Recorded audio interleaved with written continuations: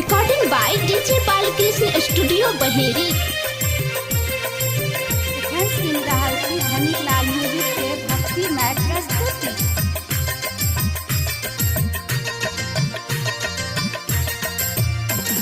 नयन खोलू मैया एलो अहीं के शरण, नयन खोलू मैया एलो अहीं के शरण, नयन खोलू मैया एलो अहीं के शरण।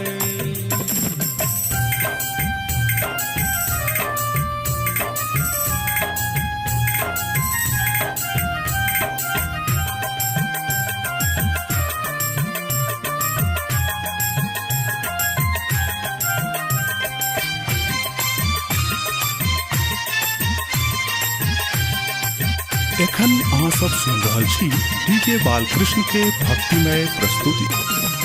आदल छी जग सामा हमरा सवारू, पुत्र अहीं के चिकित्सा विचारू।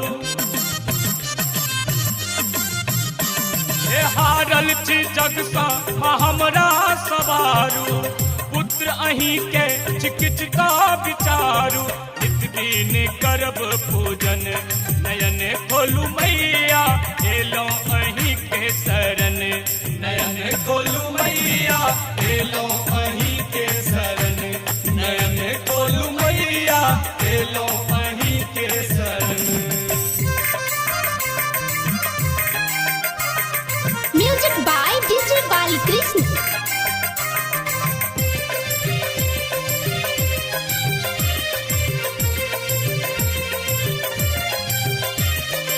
सुन रहल छी धनीलाल म्यूजिक के भक्तिमय प्रस्तुति।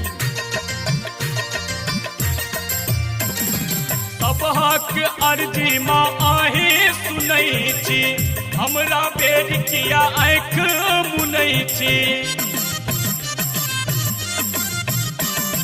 सबहक अर्जी माही सुनै छी, हमरा बेर किया आँख मुनै छी। व्याकुल अछि हमर ई मन नयन खोलू मैया एलो अहीं के शरण, नयन खोलू मैया एलो अहीं के शरण, नयन खोलू मैया एलो अहीं के शरण।